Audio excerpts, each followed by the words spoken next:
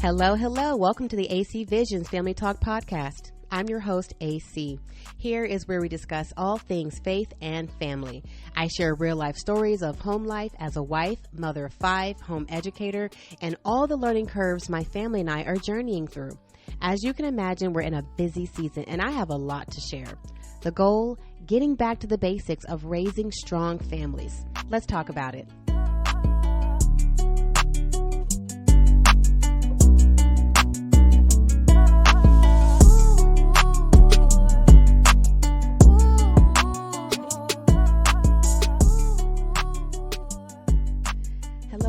This is episode 11 entitled Teenagers. I mentioned in the previous episode how 2 of my least favorite seasons of motherhood are the toddler and the teenage years. There's something about those ages and stages that gave me the most gray hair. I did my best praying and journaling through those seasons, and well, I made it through the toddler stage with each of my 5 children. I've been through the teenage years with my son, Micaiah. And let me tell you, me and hubby and my son, we all grew. We all matured through those brief years of time. And I want to share some of the pearls we gleaned from that season. I'm 100% sure it'll be different with my daughters when they hit those years, but I'm confident it'll hit different. Pineapple. Before we jump into that segment of the podcast, let's jump into some AC pearls.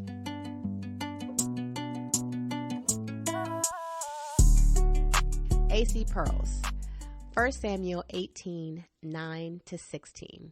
Samuel looked at David with suspicion from that day on. Now, it came about on the next day that an evil spirit from God came mightily upon Saul, and he raved in the midst of the house while David was playing the harp with his hand as usual, and a spear was in Saul's hand. Saul hurled the spear, for he thought, I will pin David to the wall. But David escaped from his presence twice. Now Saul was afraid of David, for the Lord was with him, but had departed from Saul. Therefore Saul removed him from his presence and appointed him as his commander of 1,000. And he went out and came in before the people. David was prospering in all his ways, for the Lord was with him. When Saul saw that he was prospering greatly, he dreaded him. But all Israel and Judah loved David, and he went out and came in before them. Jealousy, anger, pride, frustration. These are emotions that we not only have to teach our children to identify, understand, navigate, and when necessary, redirect, but there is a character trait in this passage that I believe is important to highlight in the context of a parent and child relationship. And that character trait is entitlement. Saul was the king of Israel. David was the anointed future king of Israel. Now, God's spirit had left Saul because of his disobedience. Saul was tormented with evil spirits that made him lash out at David. He was jealous. He was angry and most likely bitter towards David, a younger, more capable and beloved king to his people. His son was best friends with David. Saul's daughter was loyal to David over Saul. The people celebrated David more, and there were men in King Saul's army that were willing to defy the sitting king of Israel, be exiled, and die for the future king. If you're familiar with this story, where do you think it all went wrong for Saul? With his jealousy over David, with his disobedience in Gilgal in 1 Samuel chapter 13. I believe it was a collective. Back in 1 Samuel chapter 8, after all God had brought Israel through, God had delivered them from slavery out of Egypt. He gave them an inheritance. He fought their battles. They watched God time and time again protect, provide, and deliver their enemies into their hands with little to no effort from Israel. And yet, Israel wanted a king with a little K. They traded God's perfect provision for an earthly king. God even informed them that by asking for an earthly king, what it would cost them. An earthly king would take their sons, take their daughters, take their servants, their chariots, their fields, and they would levy taxes on them. God wanted the people to make an informed decision, so he spelled it out for them. And what did they choose? A monarch over the King of Kings. What happened? Their first monarch did everything that God said that he would do. King Saul disobeyed God and was subsequently tortured with evil spirits and made David, the future king of Israel, have to flee for his life for years. And all the things that God said that a king, little K, would do to the people, he did just that. What does this have to do with teenagers? Before we put ourselves in the shoes of a teenager, let's first reflect on God's original design for us as his creation. We have these titles in our families: patriarch, matriarch, the heads of our family. God warned a whole nation about what it would mean if we allowed sinful fallen man to act as little K, king, in place of the King of Kings. He spells it out for us, and none of it sounds good, by the way. None of it sounded good. And they chose wrong, and everything God said would happen, happened. Here's the AC Pearl to wrap up the segment. We can draw several applications from 1 Samuel and reframe how we treat the hierarchy in family. Pineapple. God's design for family and a nation is always superior to anything that we can think of for our family. We have the propensity to fail miserably at marriage, parenting, and keeping the family unit together. God has given us plenty of instructions and warnings so we don't make the same mistakes as the many, many examples spelled out in the Bible. God loves us and wants us to thrive in our relationships with him and with each other if we only have ears to hear, eyes to see, and hearts to obey.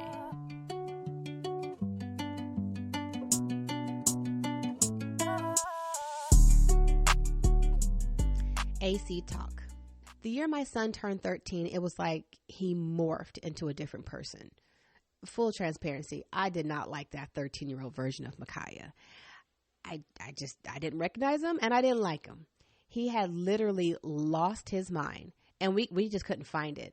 I mean, hubby and I looked everywhere for it, and it was just gone. Micaiah just left the building. Micaiah would probably laugh at me today and say, "Yeah, Mom, I don't blame you. I was a jerk." Those years had me questioning my life choices. And however hard it was, I'm grateful for those years because I'm more confident and prepared for my daughters when they hit that season, courtesy of Micaiah. That's how challenging it was. I have 3 AC pearls for the teenage years. Be intentional. Remember that you were a teenager once before. And build the respect. There's no particular order I'm going to address these 3 points because they're kind of interconnected. So let's just jump right into it. For starters, it didn't happen overnight. It's taken years, y'all. I'm talking about years of intentionality. Like most parents, hubby and I went through the painfully annoying teenage phase, prayerfully trying not to catch a case each time he acted out of character. I'm talking about stealing, fighting, lying, typical teenage stuff. Nothing out of the ordinary, but definitely disrespectful and a path that can quickly lead to other things. For hubby and I, we knew respect had to be at the core of the parent-child relationship for us to make it through the teenage years. We had to maintain a level of age-appropriate respect as our son got older. Why respect?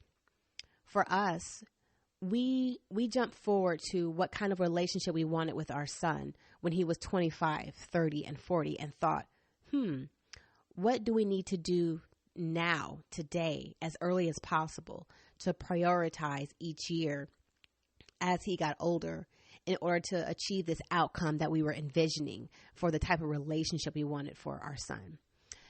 Do you hear the investment language that I'm using? I want you to peep that, okay? For us, respect was huge. Not only so we could maintain a healthy relationship with our son, but also to make it a standard for his future relationships. Hubby and I knew whatever guidance or encouragement we offered would only seep through his thick skull if we were intentional about instilling and maintaining respect at the core of our relationship. I love how I keep saying respect.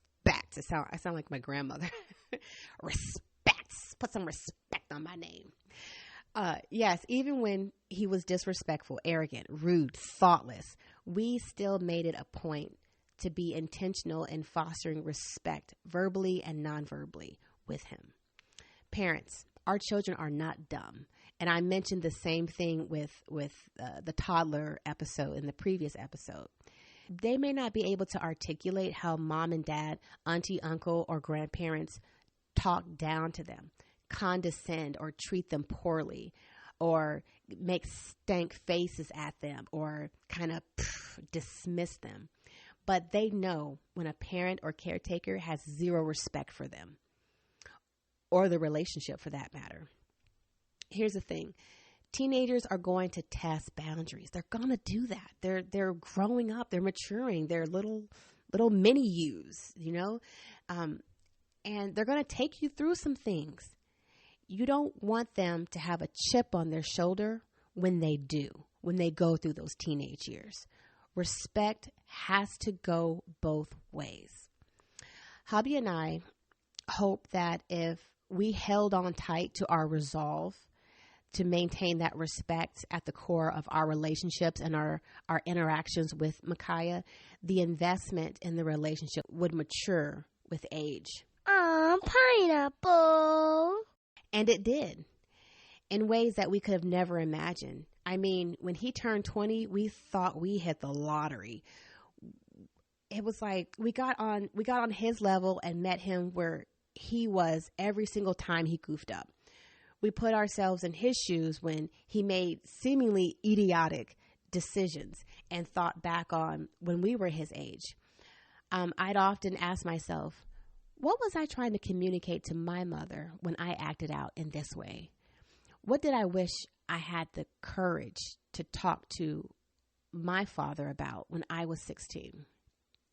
If Micaiah was behaving out of character as a teenager, he would always surprise me when I would ask him, hey, are you behaving like this because of XYZ? Just remembering how I misbehaved similarly at that age. And that brother had no problem telling me the truth about how he felt, and I never got angry with him for having the guts to speak up for himself and give it to me straight. That's respect.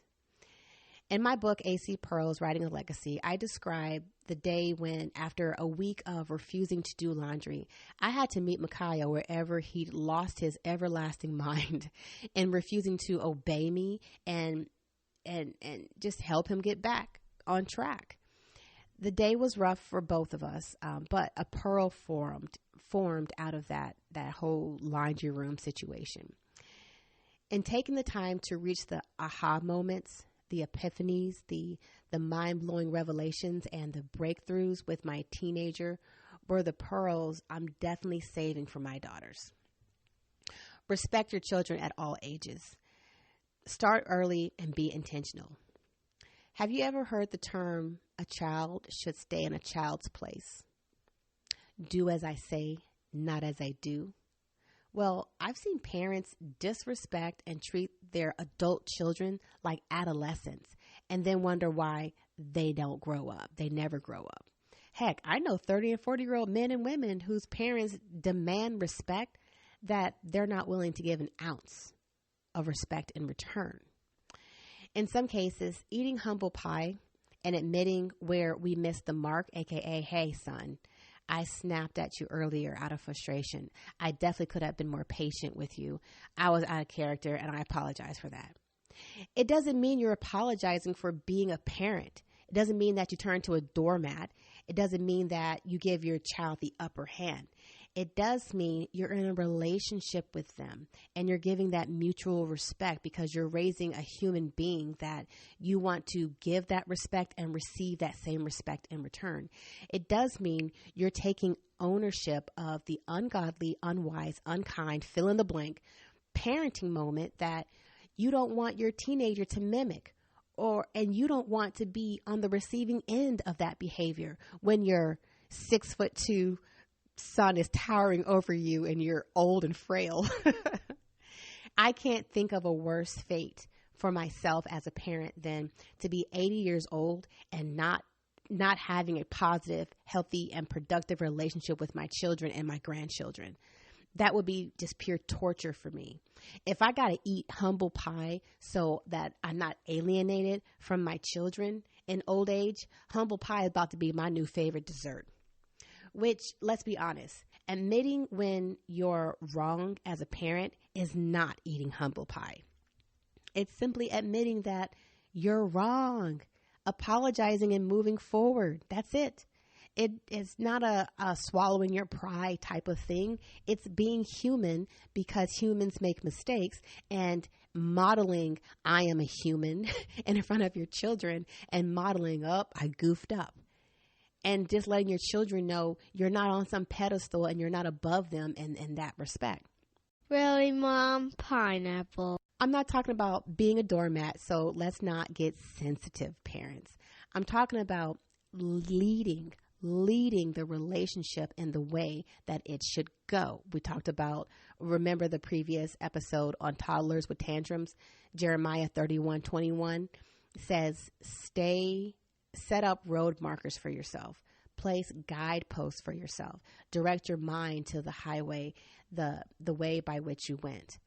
I'm sure you've gone down a path that didn't work out that great, or you just chose wrong. Learn a better way. Choose differently and set up road markers and guideposts for yourself. That's what being intentional looks like. Having the mutual respect from an early age is an excellent way to model for them what healthy reconciliation looks like. It's an example for our children on how to put your pride aside for the betterment of the relationship, for the longevity of the relationship. So you have fallouts and misunderstandings fewer and you make up quicker. Take accountability for your part in the chaos, because guess what? It takes two to tango, and we mess up as parents. If you have a tumultuous relationship with your child, if there's chaos and confusion and weirdness and awkwardness, guess what? It takes two to tango. It takes two to participate in that and create that. Last time I checked, none of us were perfect. We're not perfect beings. So by default, we're going to make mistakes, miss the mark, blow up, and have to apologize from time to time. Now, if your children are 18 years old and under, and you can't remember the last time you've apologized for something you did wrong, that's a telltale sign that the respect and relationship is off balance. I mean, if you have an excellent relationship and you're not dealing with a troublesome teenager, God bless you. I'm not talking to you. Congratulations, parent. You did it. I'm very, very happy for you. But if you have a child that works your nerves and really tests your patience, chances are all parties have missed the mark from time to time. And that reconciliation piece, that apology piece, that, hey, let's address this space between us that just is not feeling right, it's not being addressed. If your child comes to you the majority of the time to reconcile a dispute, a misunderstanding, a blow up or fallout in your relationship, and all you give them is your behind to kiss, don't wonder why the relationship is fractured, broken, or distant, and awkward and weird or even non-existent in the future. Don't even worry about that. You already know. And it's clear you don't like the sound or taste of humble pie. Understood. Cool. But don't question later on in life, well, what happened? And everything was going great. Don't do that. This is one thing I did not want to happen with our children. So hubby and I are intentional to own our part in the chaos, give age-appropriate respect, and treat our children like the young men and women that we're raising, and model healthy reconciliation for them so they know what to expect the next time we have a dispute or we're not seeing eye to eye. It's going to happen. And prayerfully, when they get married and have children of their own, and I'm praying for their future spouses, that we all have a wonderful relationship. I mean, the kind of relationships where we can take vacations together and go exploring together, and there's not going to be bickering and fighting over the grandbabies. No, I don't want that. So everything that hubby and I are doing now, it's to put us on a trajectory to have the type of relationship that I'm dreaming about with my children and grandchildren and my future in-laws. As a side note, I know teenagers love that tick for tack back and forth banter when we challenge them on their behavior. Sometimes it's just like they got to have the last word. They got to sneak in a little low blow comment or whatever. Teenagers do that. That type of rhetoric can quickly turn into unhealthy, toxic, and manipulative character traits. What that looks like is an adult that doesn't know how to take constructive criticism. They don't know how to own a character flaw, or is constantly on defense when all you're trying to do is address an attitude. In our home, we redirect what could potentially become toxic behavior into positive negotiation skills. If Micaiah couldn't articulate and or justify his behavior in a positive way, there was no need for an argument. No petty mind games, none of that. We didn't engage in that type of back and forth banter. If he was wrong, we taught him to own it before the conversation could continue in a positive way, in a constructive way. Even if he had to chew on it for a few days and come back to us to continue the conversation, we gave him the space to do that.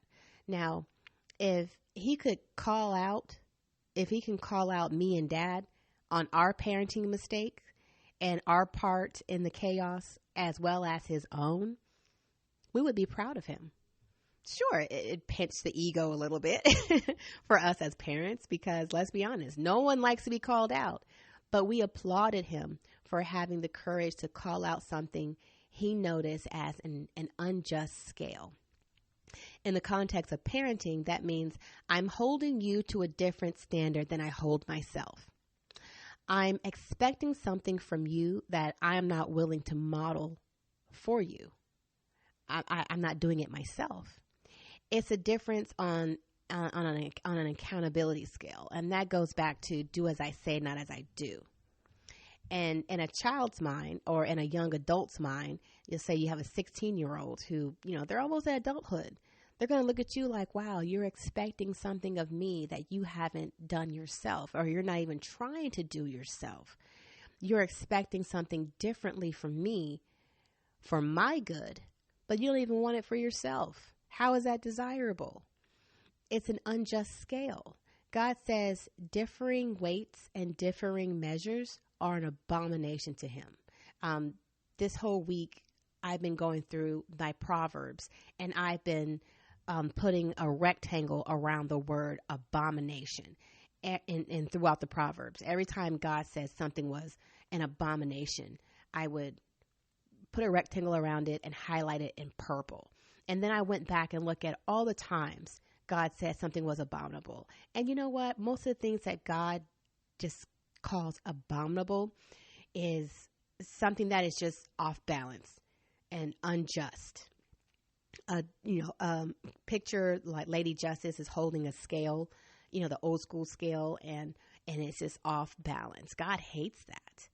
And perversity he hates and some other things, but primarily things that are not balanced. Guess what? Our children are created in God's image. So they're naturally going to have a bad taste in their mouth if something in the household is off balance. I remember my twin brother, God bless him. My twin brother was 100% about fairness. And he just had this thing where if something was off balance or not fair, or, hey, you did this for this person, but not for that person, he would not let it go until he got to the bottom of the reasoning behind why it is off balance. And you had better been like prepared to justify, hey, I gave this child ice cream, but not that child. Something as simple as that. And I remember just thinking, dang, he ain't gonna let that one go. But in hindsight, I understand now. That's how God designed us. We don't like things that aren't fair. Now, I know with teenagers, sometimes teenagers will say, oh, that's not fair. And then we got to go parent mode and say, well, you know what? Life's not fair. I pay bills and all you got to do is maintain your grades and you're giving me attitude. That ain't fair. So parents, again, don't get sensitive on me. I'm not here to jump too far deep into the nuances of teenagers and all that. But I am saying, in general, a balanced weight in the household is a good thing. And most of the time with our children's behavior, with teenagers that they're growing up and they're kind of, we're nurturing them into the men and women that we want them to be, they just want to see balance. And naturally, we want to see balance also. So let's just try to model that for them.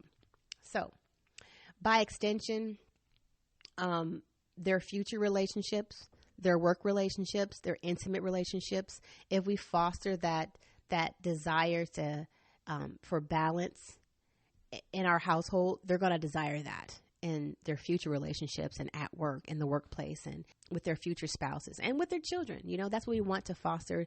That's what we want them to kind of continue on. If Micaiah calls us out on something, me and Dada, if Micaiah can call out something that's unjust as a parent, we didn't fight him on it. And we didn't make him feel bad for spitting truth. That was the iron that we were ready to help him sharpen as parents. Proverbs 27:17. I'm telling you, parents, get into your word. Read a proverb a day every month. It'll transform your perspective. You can't say children don't come with an instruction manual, because they do. Maintain age-appropriate respect. Iron sharpens iron. If we want our children to be strong, capable men and women, we have to be strong and capable parents to teach them how to do so. Be intentional. Start early. Here's an AC Pearl to wrap up the segment. It ain't all about them. Remember, God isn't done with us as parents and grandparents. Just because you raised your children, it doesn't mean you're done. Don't stop sharpening your iron, parents. Your children still need you. Your grandchildren still need you. Get in tune with them in every season of life. Remember what you went through when you were a teenager, that 20-something-year-old, that wife, that husband, that man or woman who maybe you've gone through a divorce situation. Maybe you've experienced loss and grief. Maybe you have multiples at home. Maybe you have none at home. There's no relief. There's no break from the daily grind of family. They are learning to navigate hormones, growing pains, disappointments, the ebb and flows of marriage, all the above. Sure, you're tired. You want a break. You raise your family. You just want to go on a world vacation. I know I do. When I become an empty nester, that's the first thing I'm going to do. But your job is not over. God's not done with you, and God's not done using you to grow your family. So you take your break. All right. Get your woosah. Have a party when your last baby is grown and gone. Do whatever you need to do, but then get back at it. Because I understand how easy it can be to leave our children to wander and navigate life alone with no guidepost. no standard of measure or a reference because we're tired and we checked out. So when I say it's not all about them, I'm saying that you still have an active part in continuing to nurture and coach them through life. Okay. So as a parent, you're not done. As a grandparent, you're not done. The Apostle Paul wrote in Galatians 6:2, he said, we should share in each other's burdens. Share. Not use each other like a crutch. Not lean on each other to where you become an overburden and you're not doing the work yourself. Share in the investment called family. Further down in Galatians 6:9, the Apostle Paul says, let's not become discouraged in doing good, for in due time we will reap if we do not become weary. So I just want to leave you with that encouragement. And we got to pray for our toddlers, pray for our teens, and pray for our own strength because the work is not done. Our children need us, parents. Grandparents, they still need you. Auntie, uncle, little cousin, big bro, little sister, all the above. The family unit, we need each other. Okay, let's start being there for each other.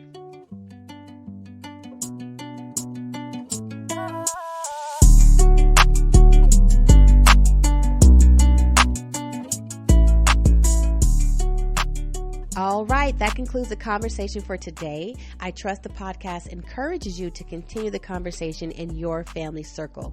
Stop by my IG and Facebook page at ACS Visions. Show me some love. Share your comments on the episode and how this podcast is encouraging you. You can also visit my website at www.acsvisions.com. You'll find a link to send me an email if you'd like to show your support that way. As a reminder, episodes are published every Thursday. Be sure to like, subscribe, and follow on your favorite podcasting platform so you get notified the moment a new episode drops. Thank you for listening to the AC Visions Family Talk podcast. Until next time.